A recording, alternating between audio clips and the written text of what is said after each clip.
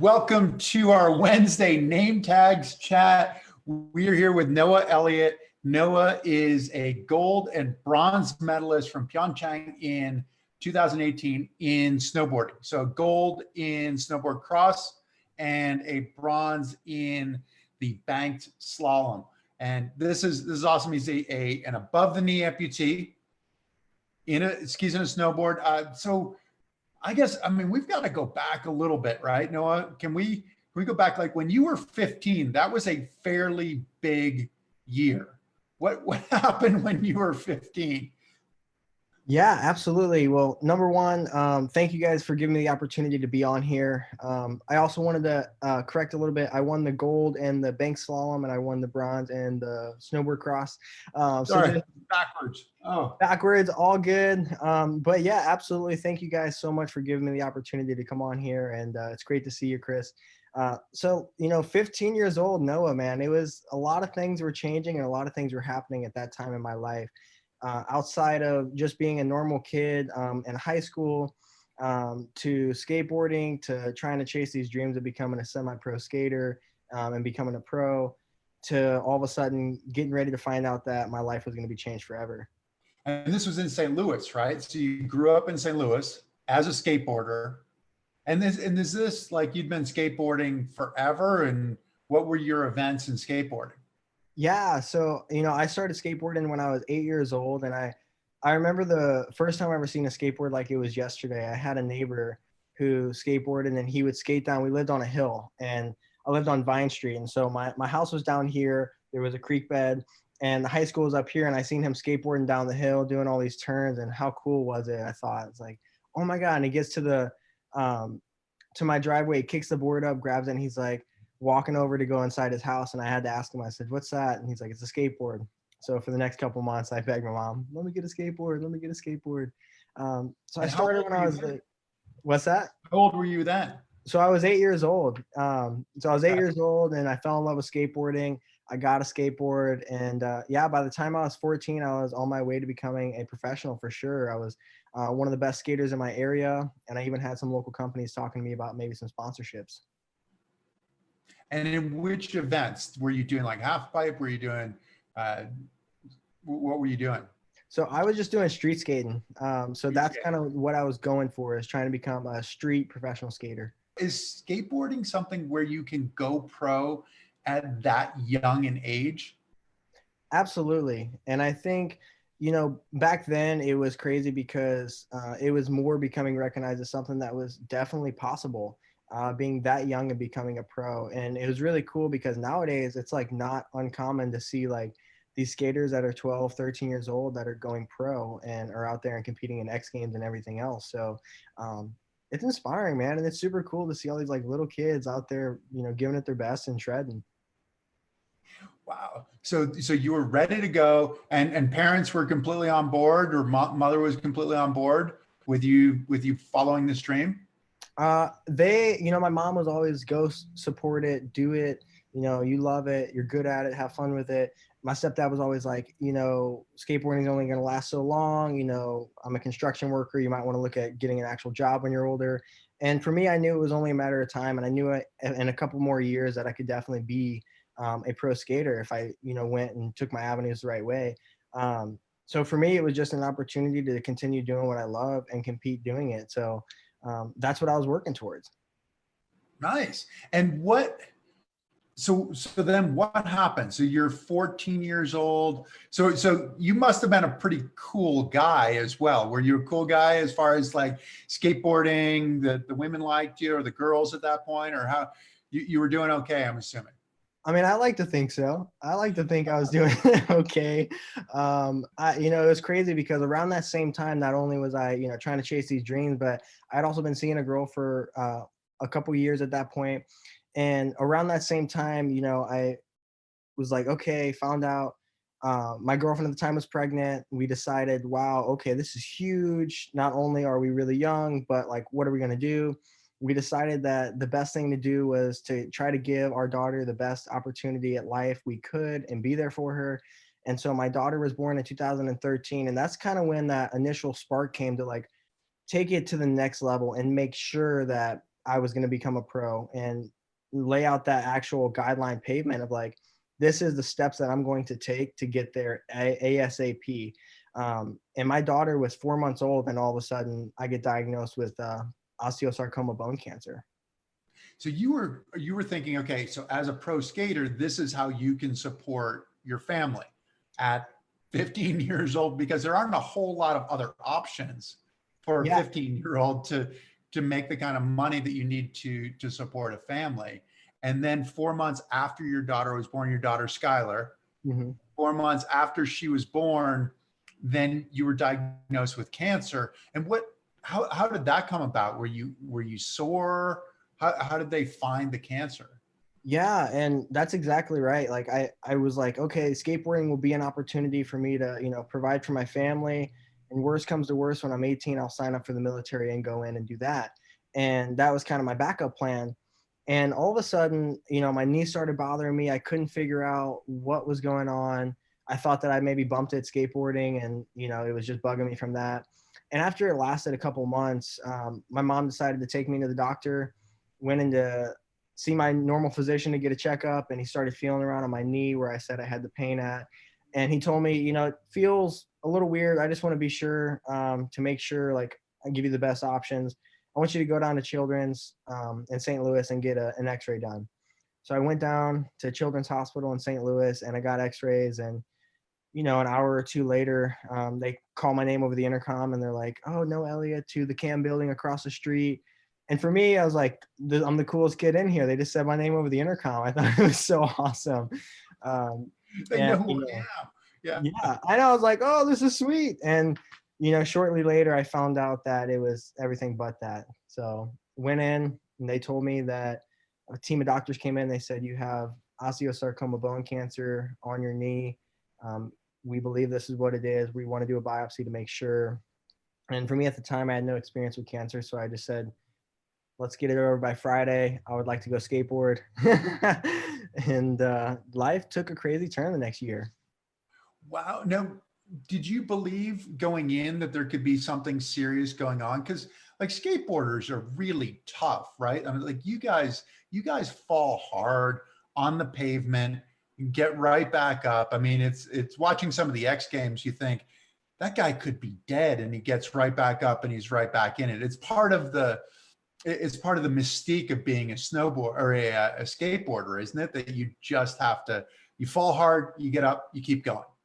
Yeah, I mean, for me, it was kind of one of those things where I absolutely, like, you take slams left and right, and that's just a part of what it is of being a skateboarder and trying to progress through the curve of learning skateboarding. Is you're constantly getting slammed. And for me, it was one of those things where I had to go ahead and, build a high pain tolerance or kind of give up on skateboarding. And for me, skateboarding meant too much to where I didn't want to give up on it. So for me, it was just a normal thing of like, my knee's probably gonna heal. I bumped it, no big deal, and that's kind of what it'll be.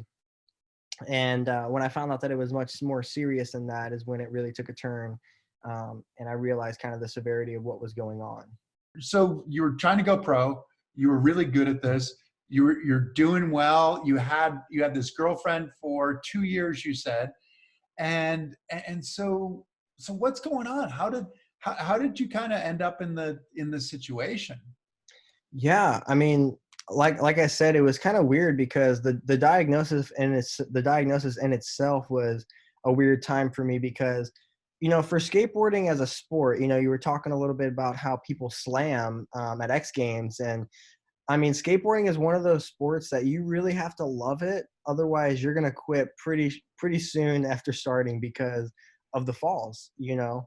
And for me, it was kind of like build a high pain tolerance, because of all the falls that I had, because I love skateboarding so much.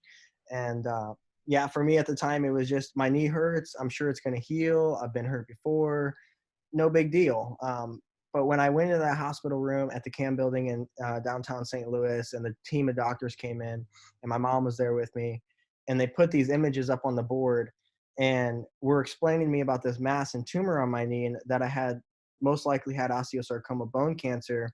um, it was all so surreal to me, and I had no experience with cancer. So to me, it was just like, cool, let's wrap it up. I want to go skate. let's move on with life. And when I looked over at my mom and saw her crying and saw the fear in her eyes is when it really started to sink in just a little bit to me about how serious the situation was. What were the doctors saying? You're saying, okay, like, let's do whatever. If you have to give me a shot, or I'll take a pill, or whatever we need to do to get me back to my regular life. What were they saying? Yeah, I mean, now like looking back on it, it almost seems like theatrical or something because my doctor's name was Dr. McDonald. And so Dr. McDonald is sitting there and he's telling me, he says, this is something that is going to change the next year of your life. My mom said, what does that look like? And he said, you're going out on crutches. You're no longer able to walk on your leg. School is out of the question. Go home and pack your stuff. And you're moving into St. Louis Children's Hospital to undergo chemotherapy and get surgery in the next 2 days. So it was like that. Were they worried about your life too? They were, because they discussed how aggressive osteosarcoma bone cancer is and how fast it can spread. And so their immediate reaction was, let's get this done as soon as possible to figure out, make sure ultimately to confirm, is it osteosarcoma? And yes, if it is, we need to get started on chemotherapy immediately. And so, I mean, it was 2 days later that I woke up from surgery and I had a Broviac catheter implanted in my chest, and they were starting my blood work and chemotherapy of doxorubicin, cisplatin, and methotrexate to start that chemotherapy process. Waking up from surgery, was this a biopsy or was this the amputation?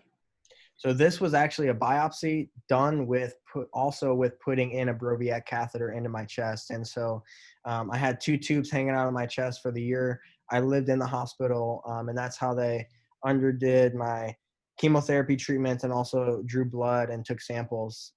So they did the biopsy, had these 2 tubes in my chest, and they got the confirmation like 24 hours later, and I started chemotherapy that then and there. So chemotherapy, and are you thinking, okay, we're going to do this chemotherapy, which is not a whole lot of fun. I mean, it makes you sick. They're pouring poison effectively into your body. But were you thinking, we'll do the chemotherapy that will solve the situation? Or were they talking about amputation at that point too? At that point, amputation was out of the question. They never even threw that on the plate. What they said was, this is um, the opportunity for us to save your life and save your leg. And if the therapy works, we should be able to do that, and you should be able to get back to skateboarding. After undergoing a month of chemotherapy on November in 2013, I think it was November 21st or November 1st. It was one of those 2 dates. It's hard to remember. I But imagine what's going on. yeah, so that's when I got my second surgery, which was actually a limb salvage surgery. They said, we have to try to save your leg.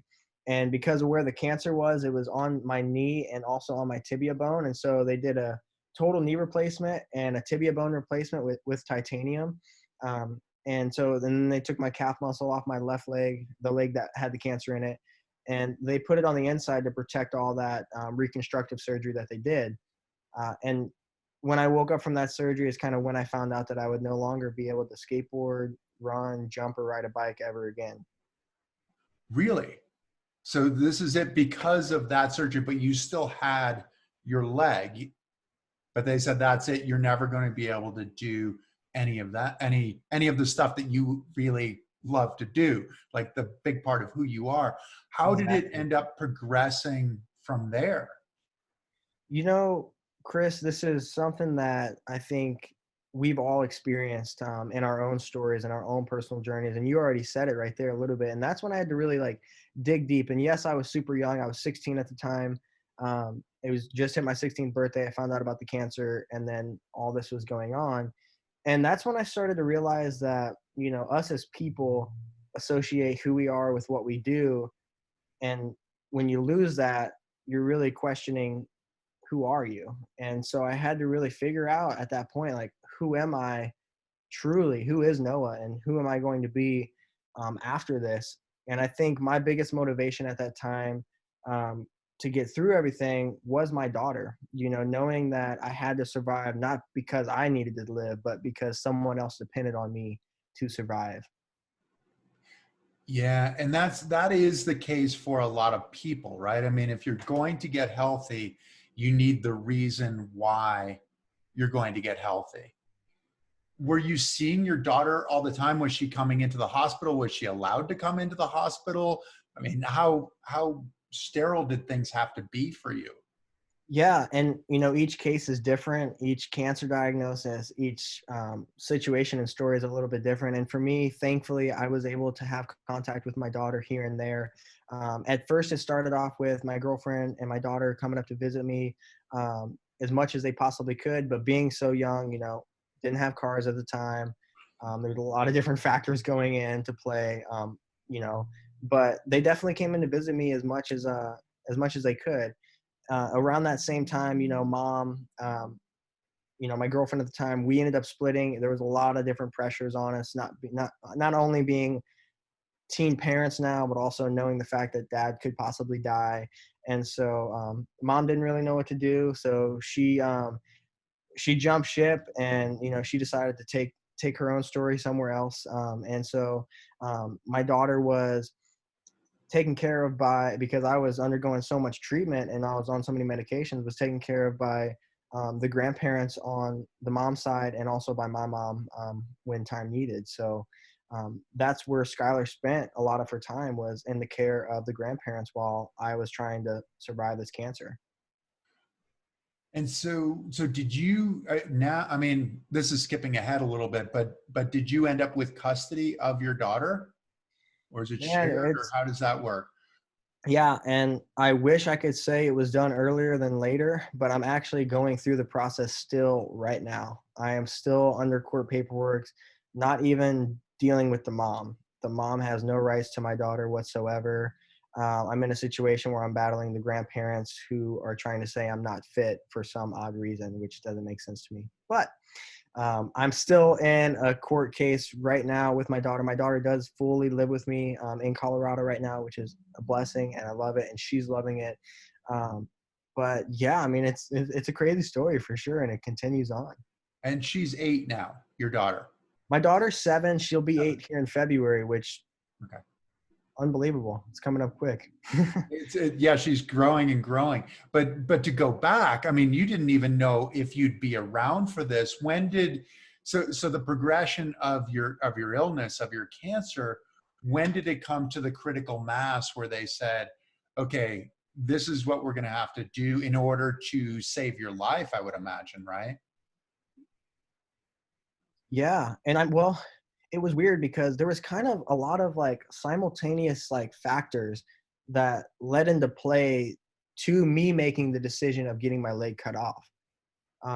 The doctors never initially told me like you have to get an amputation. So it was 2014. I got diagnosed in 2013, and I lived in the hospital for about a year undergoing chemotherapy, in and out of the hospital and things. And during that time, I overlapped into 2014, and I remember it so specifically, where I was in the bed. I was in and out of it. I was on a lot of medication, and one of my nurses, Luke, he was awesome.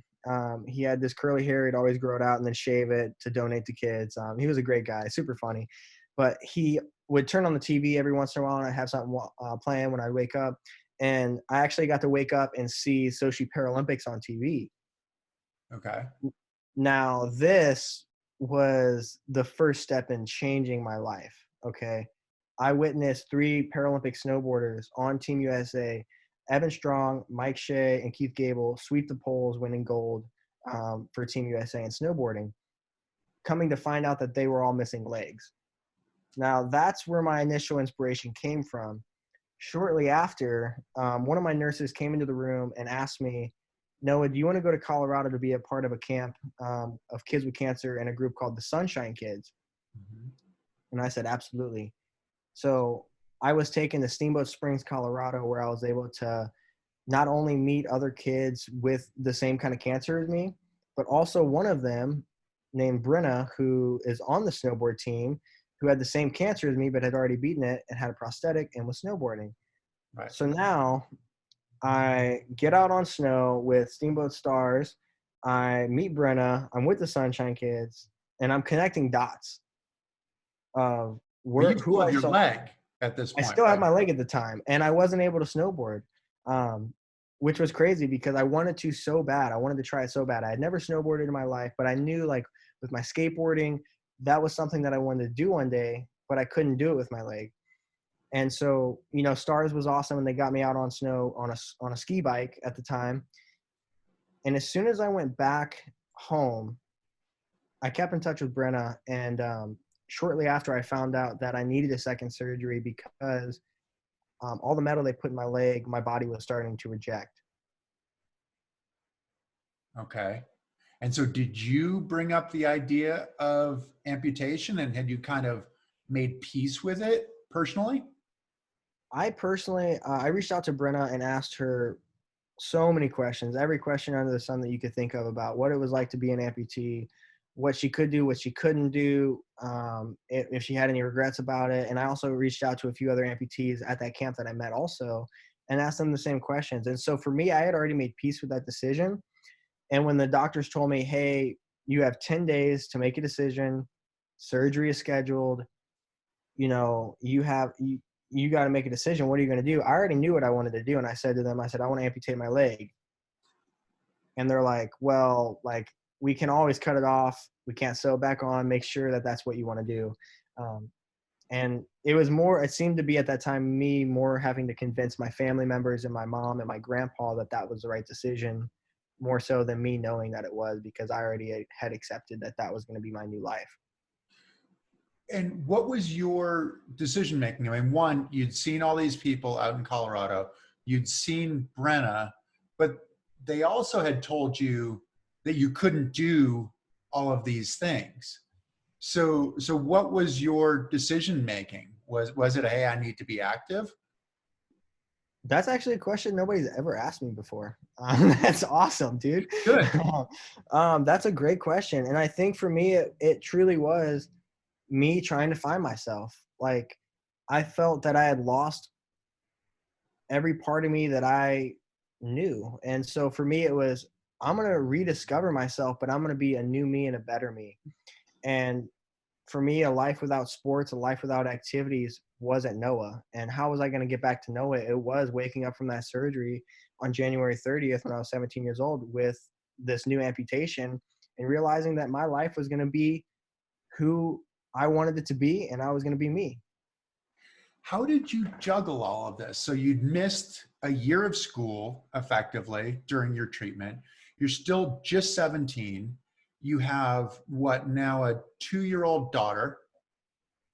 And and I've read that you made the decision that once you left the hospital, then you went to Utah to go start snowboarding, to follow this dream.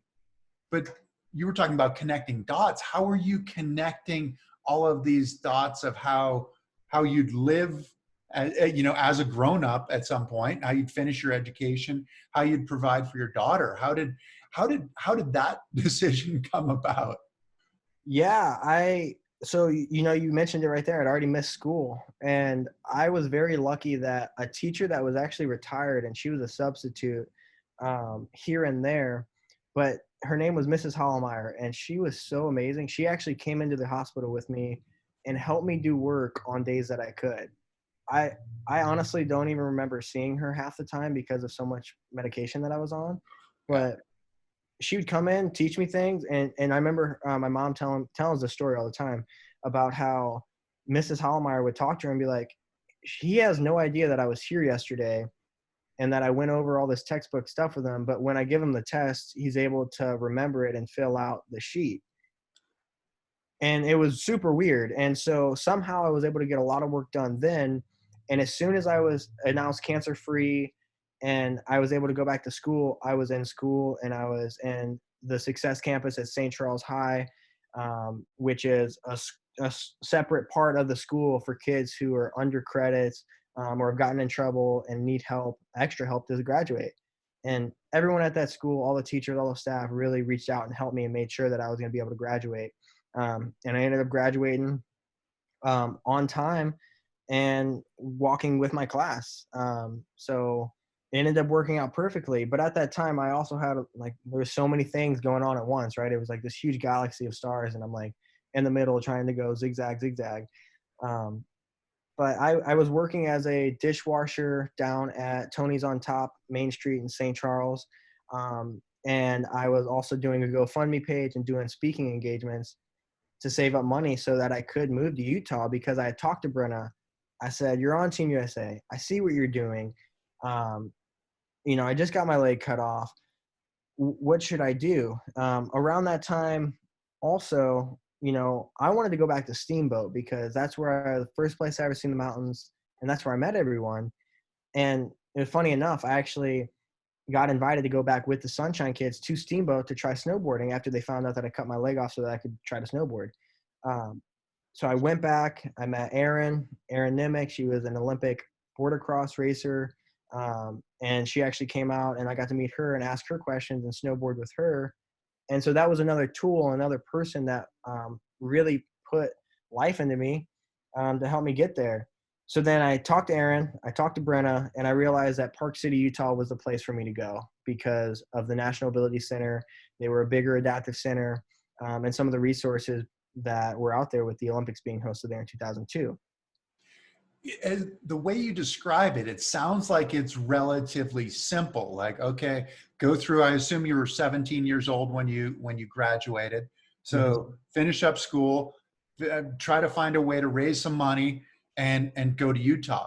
Was it that simple? Was there angst? Was there indecision? Was it, what am I thinking about at times? Yeah, 100%. All of that, and some. It was crazy because, I graduated, I was either 17 or 18. I can't remember what age I was. I think I was 17 though, but, I knew that it was going to take me time, and I knew I had to plan it out, and I got help with some ideas. I was asking my mom, like, I'm going to move to Utah and I'm going to do this. And she's like, well, you got to have a job. And so the first thing I did was looked up, jobs in Park City, Utah. And I found one at Christie Sport. And it was going to be a ski and snowboard renter and tech for waxing and stuff. So I applied for it. I got the job before I ever moved. They're like, hey, we want to hire you. I knew it was going to take me another, a couple months before I could get out there because I was still saving money, still needed the snowboard leg. And also I knew I wasn't going to be able to afford it just me. And this is where it gets really tricky. Okay. So I was 19 years old by this point. Yeah. So one of my best friends, growing up, he lived on the same street as I did. And I was able to talk to him and convince him, like, hey, the games, Pyeongchang, South Korea in 2018 is a year and a half away. I need to move to Utah. I can't do it alone. Do you want to move to Utah with me? We can get you a job. We can share and split the funds on an apartment so that, we can make it work. We'll go snowboard. I'll train, and then I'll compete in Korea and win a gold medal. And he's like, it took a lot of convincing. Hold on a second here. So you got your leg cut off. You went to this camp in Steamboat. You learned. Yep. You started to snowboard. Yeah. And then you basically put the plan in place that you would go within a year and a half to win a gold medal. Yeah. Which is a relatively hard thing to do. Yes. So how's that working in your mind? What was the conviction? For me, the way I looked at it, and this is the way I still look at snowboarding, which is funny because, I didn't realize until after the gold medal and after everything how hard that actually is. To me at the time, I looked at it as, I know my capabilities as a skateboarder. Snowboarding's easier because the board's strapped to my feet. I know where I was heading with skateboarding. I know I can do it with something that's easier. And that was the way I looked at it. And that was the way I pursued it. And every day that I went out on snow, is that I was going to eat and breathe it and make sure that I could do it. So I got this job at Christie Sport before I ever left St. Louis. I convinced my friend that if we're going to do this, we're going to do it right. Now, we talked a little bit about like the back and forth. Am I going to really do this? Is this the right decision for me to make? And I talked with the grandparents and my mom about this. And I said, the last thing I want to do is bring my daughter Skylar out to a new place and somehow end up in a situation where I don't have enough money and have her with me. Would you mind watching her for this year and a half? And after I make the team, after I get a gold medal, I should have a career set up to where I can have her full time. And they told me go for it. Really? If they would have told me no, I would have stayed there. I would have been working in St. Louis still. I applied at Boeing to work on airplanes and build airplanes. I would have been doing something like that, or maybe still washing dishes at Tony's on Top. And if they would have told me no, that's what I would have did. I would have stayed there. But they told me yeah. Okay, they said go for it. And Did I they remember believe in you too? What I mean, they said yes, go for it, but did they really believe in you? the grandparents on, not my mom, the other grandparents, they had a completely different outlook on why they were telling me to go, and that comes later into the story. But my mom is full-heartedly believed in me and my capabilities, and so did Tristan, my friend that I grew up with, that I convinced to move to Utah with me. He 100% was like, dude, you got it. Like, he was sitting there watching all the videos. I mean, I'd go over to his house and we'd talk and we'd hang out, and I would watch every replay of Sochi games, of World Cup para snowboarders, and I would study them all, the way they rode, what their strengths were, what their weaknesses were, who I would be competing against. And he was right there with me. And I mean, he got sick and tired of watching it. But for me, it was like, it was me studying what I knew I had to do and where I had to go. And so I did it. When we moved out there, I actually ended up going up to buy snowboard bindings because I didn't have them. I went to a snowboard shop that was at Park City Mountain called Bazookas, and I found out that they were hiring. Tristan did not have he did not have a job at this point. So I'm like, take my job at Christie's and I'll apply here because I'll be closer to the mountain, and on my lunch break I can go and train.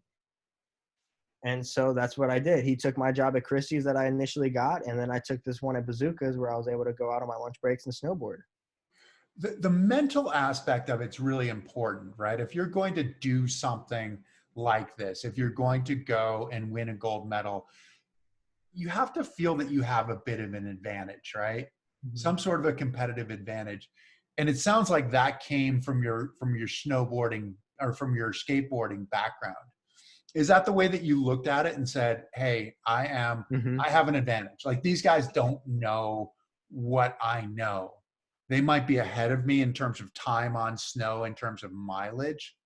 But is that the way that you looked at it? And how did that affect the next steps? Like the boxes that you had to check to be ready? 100%. Dude, you are killing the questions. These are great. That is 100% on point. Like, and I never even realized that until you just brought that up. But I always looked at it as I do have an advantage.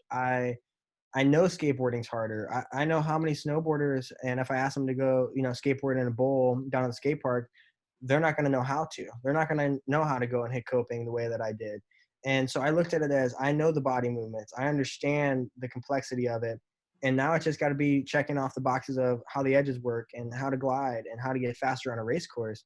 But also, I also looked at it in another way of I knew where I grew up. I knew that we were poverty. I knew that we didn't have a lot of money. And I knew that everyone else on that circuit were living in places that had more money. And so to me, I had more grit and I had more willingness and more commitment to go after it than some of these other people that they might not have.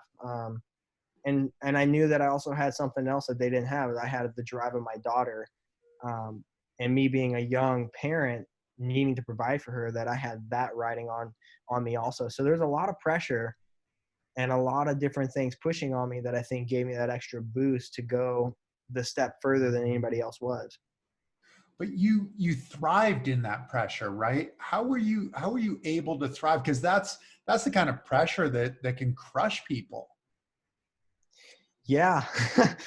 I think there was a time somewhere along the line, and I can't pinpoint where it was, but I had a conversation with myself where it was, am I going to let this defeat me, or am I going to let this drive me to success? And I studied. I looked up LeBron James. I looked up all these huge professional athletes, and I would research their story. And I still do that today. It's people who you look up to. You have to understand their story. and study them and where they went wrong, what they did right, and the way that they looked at things. Um, and that's what I think helped me understand that I could use it as an advantage and help it boost me, or I could let it, weigh heavy on me and crush me. So because first you had to make the team, right? Yeah. And first you probably actually had to go to your first competition. I mean, one, you had to learn how to do it. Then you had to go to the competition. How did that happen? Because this is a short time period. Yeah. Yeah. It was a really short time period. I, there was a lot, I mean, again, like things kind of lined up perfectly without me even realizing they were lining up perfectly at the time. When I got on snow, I remember going into my ticket office at Park City Mountain to pick up my pass that Bazookas was giving to me for being an employee. Mm-hmm. I walked in there, and the first guy I see is a super tall dude, dreadlocks, super awesome. And the first thing I said was, dude, I love your dreadlocks. You're super rad. And he reminded me of home because a lot of my friends back home had dreadlocks. And so I was like, dude, I'm digging your style already. And come to find out, his name was Chris, and he worked at the National Ability Center. So it was perfect because I had already signed up online for lessons with the National Ability Center. Now I'm meeting this guy named Chris at the ticket office. I'm stoked on meeting him. He's super cool. I pick up my pass, I walk out. He goes in to the NAC. He's like, yo, I just met some kid. He's missing a leg, and he said he signed up with us. He's going to come ride. And like a week or two later, I get put out on my first lesson with him. And he was my instructor. Perfect. So it kind of started with me getting on snow and trying to dial in my prosthetic settings. About 2.5 weeks of me being on snow, Team Semper Fi camp came to Park City, and they were doing stuff with the National Ability Center. And I talked to them and I said, hey, I would love to ride with these wounded warriors and all these people who served our country but are now out here snowboarding with a disability. I want to be there and ride with them. And they let me do it. And along with that, I met another Paralympic snowboarder who I saw on TV, which was Keith Gable, and another developmental coach. And they saw me ride, and they're like, how long have you been on snow?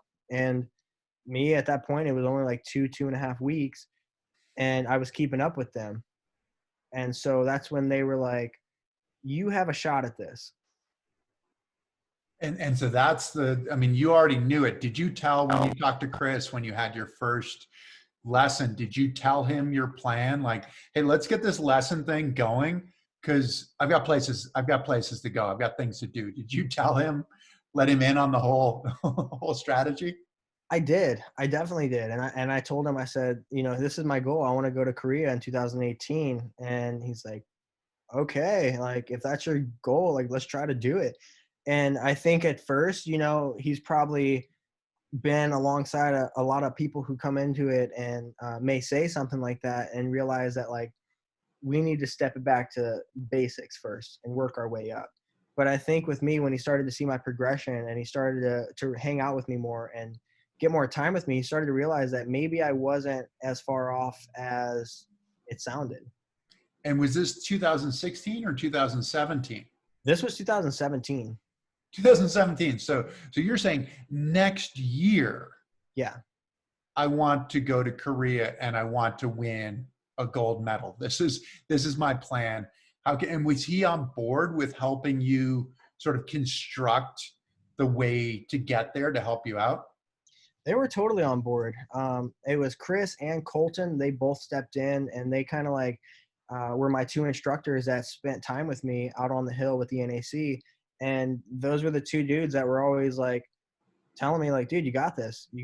Like, let's go out and let's figure it out. Let's go bomb a run. Let's see how fast you can go. And shortly after that, I met Graham Watanabe just riding around the mountain at Park City because he was living in Utah. And I found out he was the assistant coach on the U.S. Paralympic snowboard team. And he said, hey, you got to go to nationals. Colt and Chris said, you got to go to nationals. Gable was like, you got to go to nationals. And that was kind of the next step. With the equipment, how did that work? Because your walking leg is different than your snowboarding leg. Were you able to pick up, because we have talked to Mike. We've talked to Mike and to Brenna, so Mike Schultz and Brenna. So we know a bit about about the snowboarding leg. But when did that happen? When did you go from sort of like the prosthetic that you have to a sport specific prosthetic? I actually started from the beginning with it because when I went to Steamboat and I was riding around on my walking leg for 2 days, I knew that I was limited in what there was. And that's when I sent Brenna a message, hey, what do you use for snowboarding? And I sent her some research I had done on 2 different prosthetics. And she's like, I use this one because of X, Y, and Z. And this one comes with a foot. And I said, okay, sweet. So that's the one I'm going to go for. This worked out perfect because they're very expensive. As you know, adaptive equipment is very expensive. And for me, I had this GoFundMe going before I ever left St. Louis. And my prosthetic guy that I was seeing in St. Louis was like, I told him my dreams, I told him my goal before I ever left. And he's like, okay, I will do my best to try to get it passed under your insurance. It never goes through. Don't get your hopes up. And he was able to get it approved, but there was like a copay of like $3,000 or something crazy, which was insane for him to even get it like approved in the first place. And so that's what the GoFundMe was originally for, was to make sure that I had all that I needed to help try to cover that copay. And it worked out. So I had the snowboarding leg before I ever got to Utah. So when I got to Utah, it was just trying to dial in that sport specific prosthetic. Wow. So you were set up. I mean, you really were set up as far as equipment. Now, how did the first race go? Yeah, man, nationals. So nationals was my nationals was your first race? First race ever. Yeah.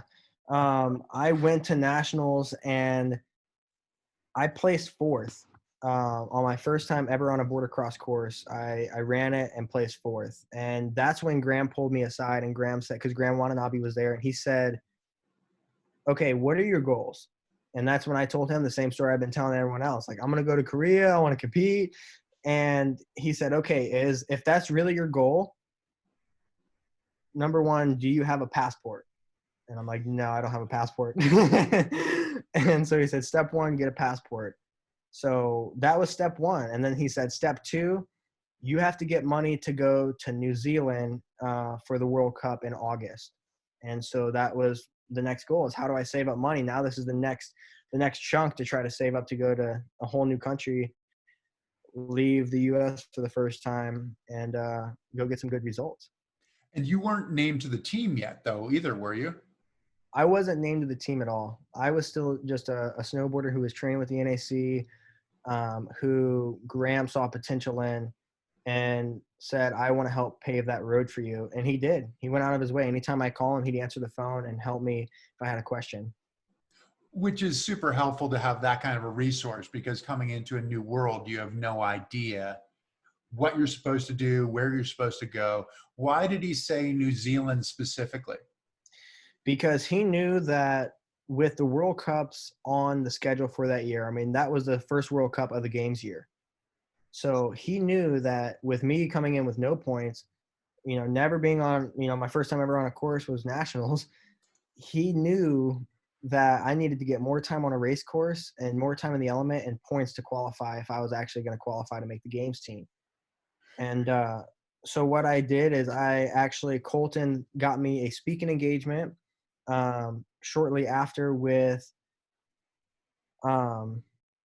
this construction company so that I could get money for international travels. I had saved up. I worked at the NAC that summer to save money so that I could go to New Zealand. And I showed up in New Zealand. Graham told me where they would be staying in Wanaka. I got a hostel. I originally had plans to bunk up with another developing athlete, but that fell through. Some of the U.S. team members helped me out get a hostel. I got this hostel. And that's really what made it work. And I was staying at this hostel. They had this bench out back, and I brought my own iron and wax, and I was waxing my snowboard out on their table in the back of this hostel in New Zealand. And that was my first World Cup experience, and I competed. And my first World Cup, I won gold in. Did you really? So what did that do for your ranking? You're talking about the points, which effectively is like your world ranking. That affects your world ranking. What did that do for where you sat in the world, and also with potentially making the team. Did you make the team after that too, or? So I knew after talking to Graham, and realistically, the goals that I was setting for myself were so high that I knew that in order to get there, I had to either get a first or a second at every World Cup that whole winter. It's like that's I knew that that was gonna be there, and that was kind of my options. And so when I got that first gold, it was like, oh my God, I couldn't believe it. Cause like I remember getting to the bottom and Schultz was there too, racing with me. And Mike was at the bottom and he's like, good job, bud. You just won. And I'm like, wait, what, really? And he's like, yeah, you won. And I'm like, no way. Like, okay. Cause the night before I remember saying to myself, I'm going to win tomorrow. I'm going to win tomorrow. I'm going to win tomorrow. And I'd been saying that for months. And yet I'm standing there in front of the scoreboard and I'm like, I really won. Like, okay, all right. But then I had that, 5 minutes of stoke and awesomeness. And then it was back to reality of, okay, where am I at? What are the goals? What do I need to get back to? So standing on my first World Cup podium, it was like, awesome. Let's do tomorrow now. First World Cup podium in your second race ever. Yeah. So that's fairly amazing, to say the least. Was there a part of you at any point that thought, well, this is too easy? No. And I think it never felt easy because I think of all these different factors that were weighing on me that were pushing me to be the best that I could. And nothing in life comes easy. And so I realized that, and I knew that. And so I remember right after I won the first World Cup, there was another World Cup the second day after it in New Zealand. So there was 2 World Cups back to back. So I won the first one. I was excited, okay, awesome, cool. Back serious game mode. Lane was there. He was one of the Team Utah coaches, and I remember him. He was like, congratulations. Either he was there, he might have sent me a text. I think he sent me a text, but he was like, awesome, great job, do it again tomorrow. And that was another reminder of like, yeah, like we are on this mission and this is something that I got to do. And so the next day I had another World Cup, my second World Cup. And I felt pressured to do the same thing that I did the day before. And lo and behold, I did it and it worked out. And I was like, this is awesome. Wow. And so then you kept going through and had these kinds of results throughout the World Cup. Mm-hmm. When did you find out that you'd made the team? Because that's a fairly big step to be able to get to Pyeongchang. When did that happen? Yeah. So Graham had told me and Jess had told me they were helping the NAC a little bit. The NAC would reach out. I would reach out.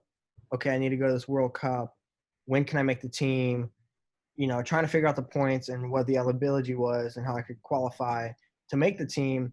But also they're like, okay, we're going to go here. This is where the team's staying. You could probably book something here, and meet up with us at some point and we might be able to help you. So I kind of had, I never fully made the team until 2 weeks before Korea.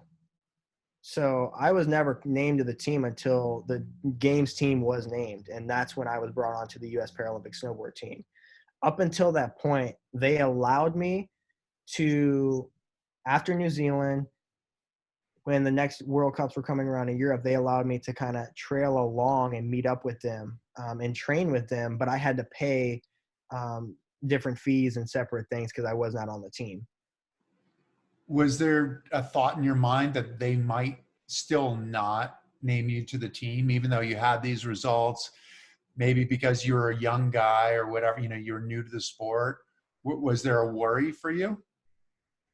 Honestly, no. I think I believed in myself so much and I believed in my results so much and that I was putting in everything that I possibly could so much that I was like, there's no way they're going to say no. Like, I'm beating all the other people. How are they going to tell me no? Like, they want to win medals. Like, they'll take me.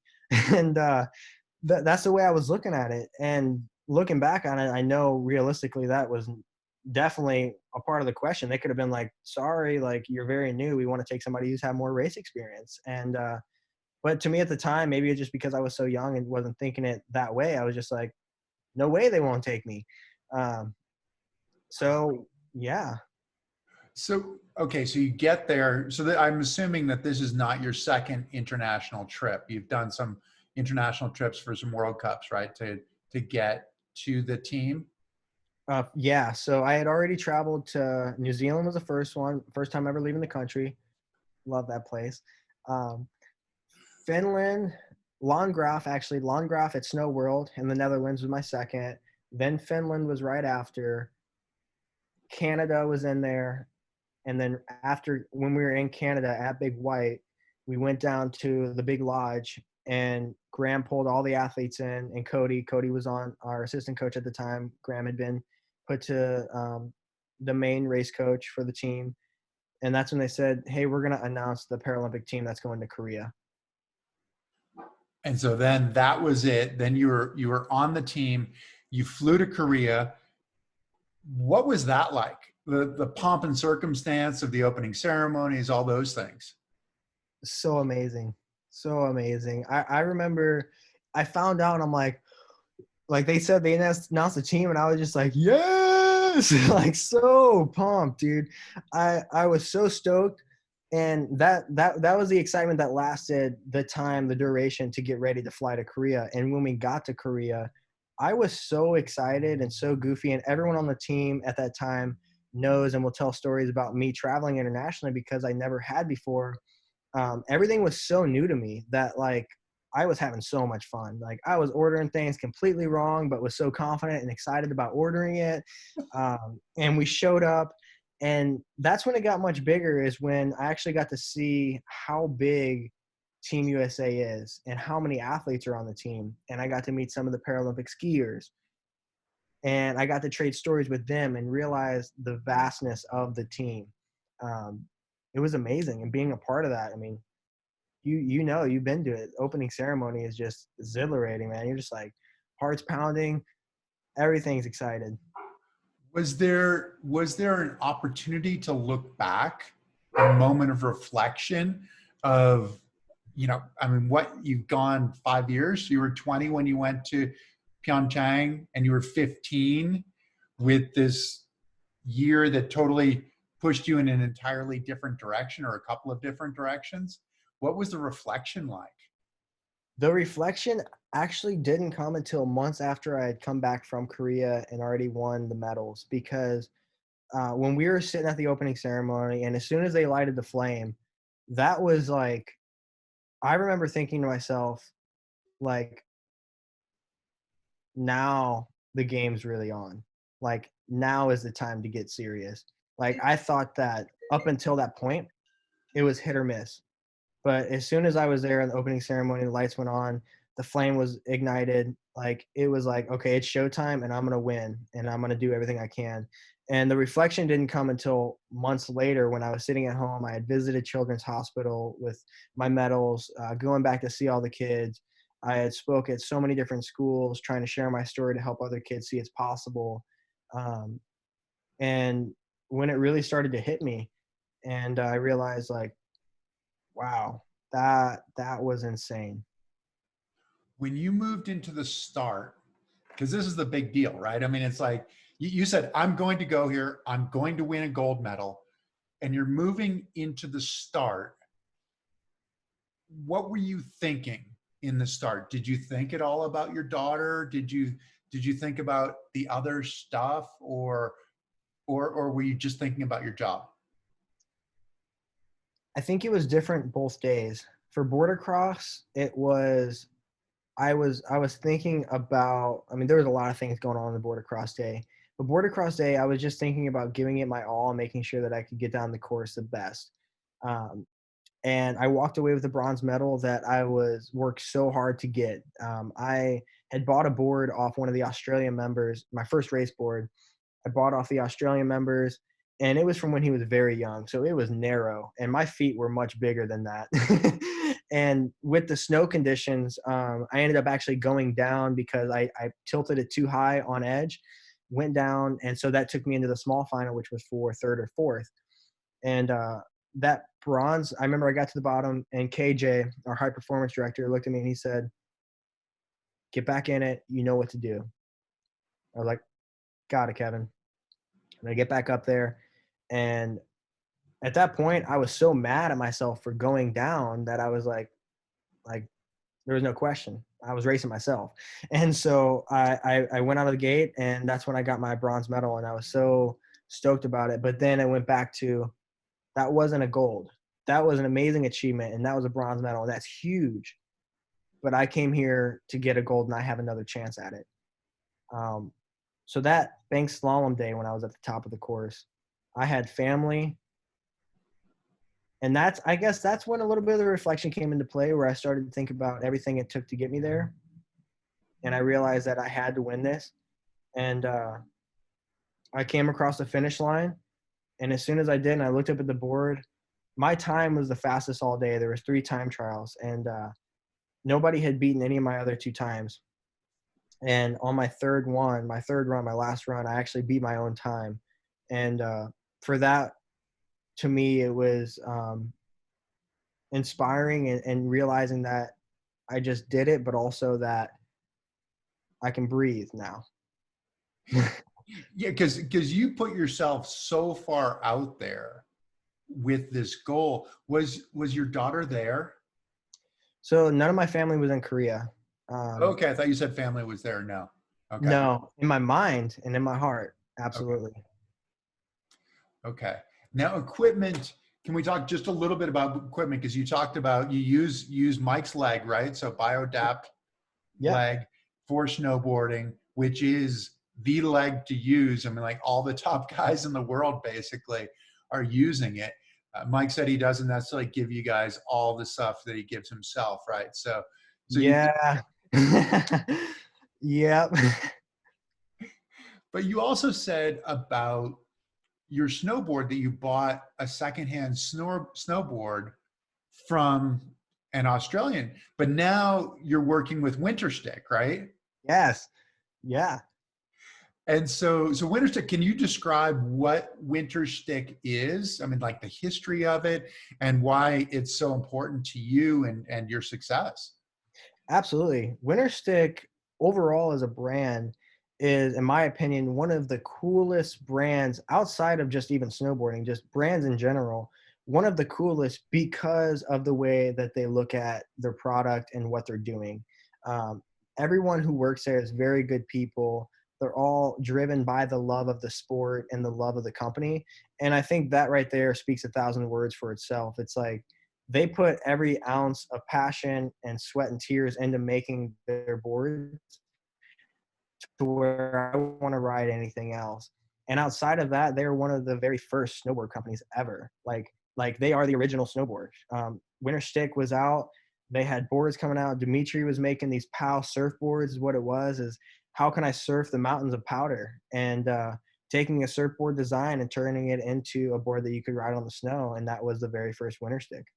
And they said they preceded Burton by 5 years. Is that right? Yes, exactly. Yeah. But they build specialty boards, like each board, and they build skis as well.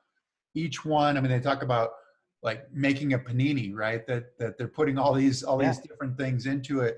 But to serve your purposes, what are your purposes that are different than a regular snowboarder? What do you need? Yeah. So for a race setup, you know very well, but for people who don't know, like you definitely need different dynamics. You need a certain type of base material. You want a certain build for your riding style and your comfort level and like what your preference is. Uh, and you also need a company and a board or a product or a ski that you feel confident in on. And for me, Winterstick was exactly that. They were more than willing to customize anything that I wanted to exactly the way I wanted it. And for me personally, it was I wanted a skateboard that was playful, that was a snowboard. So I said, I want to take a fun park riding board that you would take a snowboard out in the park with and turn it into a race board, essentially. And that's pretty much how I build my snowboards, is because I want it to be just like I'm out there skateboarding, but I'm just on a snowboard on the mountain. Is your prosthetic, does that require any specific differences, like tip softer than the tail or tail softer than the tip, or is that something that goes into it as well? Absolutely. And I folded a lot of noses on snowboards because I can't feel necessarily how much pressure I'm putting into the actual prosthetic foot because I'm cut off at the knee. And so I feel the knee really well and the pressure in the knee, but I'm not sure 100% about my foot pressure. So with me, when I'm leaning into it and really cranking on my prosthetic that's in the front of the board, I have broken snowboard noses and gone over, and it's not very fun. But so I'll make the nose a little stiffer, you know. So that's what you do is you say, okay, look, this is what I need to do. And I'm sure they're really accommodating. How did this relationship come about? This relationship was another thing that was like a couple factors leading into an amazing relationship being built. I was out on a chairlift. I love to talk. I'll talk to anybody forever. And I was out on a chairlift at Snowbird in Utah, and I met a guy named Mark Winkler, and he was so cool. Just hopped on a chairlift with him. It was a powder day, you know, like a foot of snow, and I'm super pumped. I look over, I'm like, dude, your board is so awesome. And it was a surfboard on snow. And he's like, oh yeah, this is a winter stick. That was my first introduction to winter stick. And he's like, oh my God. Like I was just so fascinated in the board and the history of them. He was telling me all about it. He pulled out some stickers, handed me winter stick stickers. I slapped them on my board, and I kept in touch with him. And we got to ride the rest of the day powder together. After that, he mentioned my name to winter stick. And shortly after, um, our coach that came on board was Alex Tuttle, and he was a rider who grew up ripping board across with Seth Westcott, who was a sponsored athlete of Winterstick. So the things were And kind one of of the falling. owners too, right? Seth is one of the owners. Yes. Okay. Exactly. So there was a lot of things falling into place. And so when I told Tuttle about the winter stakes and how stoked I was, and I found out he had a relationship, I said, I want to build 2 border cross boards from winter stick and race them. And that's what I did. And I raced the whole World Cup season on a winter stick. I won a world title on their board. And shortly after that, I got the full final connection, and pieces were together. And they said, hey, we want to sponsor you and become our first adaptive sponsored athlete. And it sounds like they're actually really excited about it. You're front and center on their website. It doesn't always happen that way. So that's a really cool thing. You, I assume, are planning for Beijing 2022. I mean, you will have a wealth of experience compared to what you had going into 2018 and 4 years of experience. But things are changing a little bit, aren't they? With regard to classes, where they're combining some of the classes. Can you tell us what's happening with the classes in Beijing? Yeah, so things are changing rapidly, and I mean, we all know this world today with the COVID-19 and everything. There's a lot of changes happening. As far as Beijing and the games coming up, absolutely, I am going there. I'm going to compete. That is my plan. I plan to go in there and absolutely have more experience than I ever did. So I should be very well off. And I'm excited to compete, and I'm excited to get out there. With the classes being merged, I am not sure 100% where it finally lies or where it will be set at. I know there's talk that women's LL1 and women's LL2 will be combined. Can you Um, describe what those are, LL1 and LL2, please? yeah, absolutely. So LL1 is the classification that I race in for men and what Brenna would race in for women's. And the best way for me to explain that to somebody, the easiest, simplest way is you think about it as like someone who's missing 2 joints, a knee and a foot, or both their knees, both their feet, like a bilateral BK or an above the knee amputee, they would race together and they would be in the LL1. So it's somebody who is more physically disabled or missing 2 joints of their body. For LL2, which is funny because of numbers, but LO2 would be somebody who's like a below the knee, who's just missing a foot on one side, and somebody who is the least disabled would race in that class.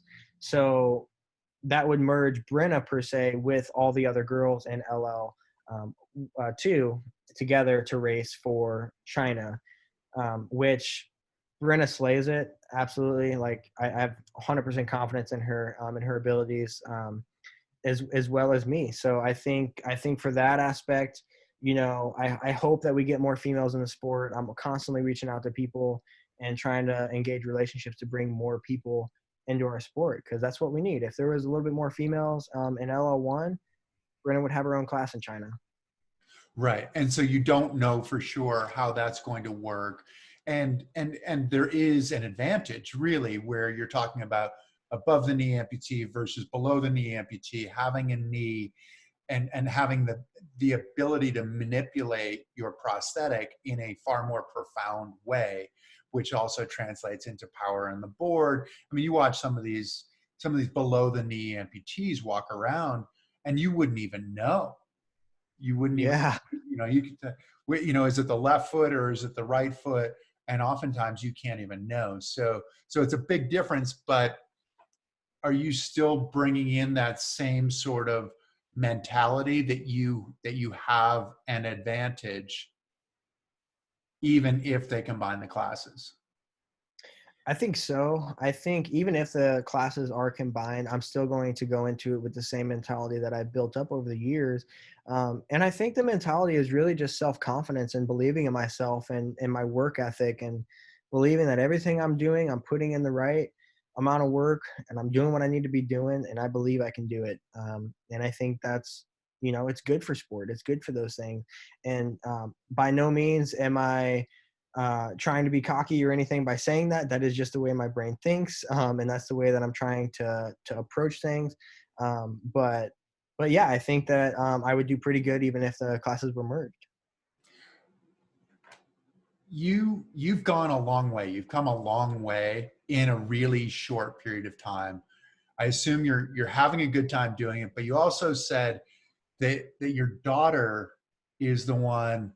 You were doing this for her, but you said that she also teaches you more than anybody else. What does your daughter teach you?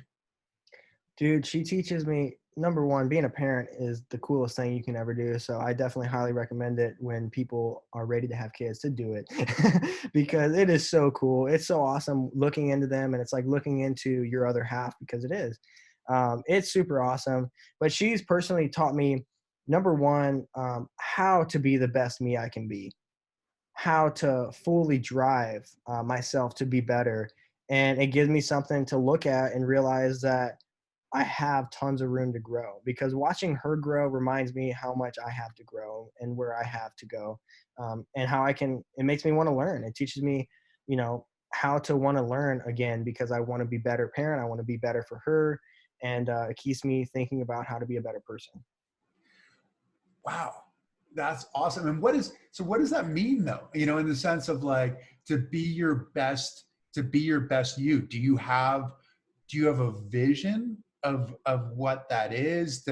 Does she help you or sort of, make the path more obvious for you? How does that come about, and where are you trying to go?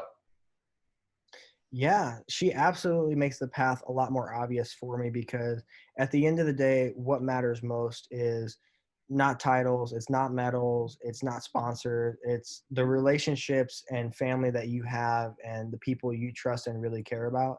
And for me personally, she reminds me of that every single day. I'm on the road right now. We discussed a little bit ago before we hopped on live with Facebook. Um, some things going on right now. So, and for me, I'm on the road. We've been training, and I get to video call with her every single night, and it's amazing. And I can't wait to get back to Colorado and be with her. So I'm excited there. The vision's absolutely there, and it's always growing and becoming better and better. That's awesome. Well, will she go with you to Beijing? Is that the plan? Absolutely.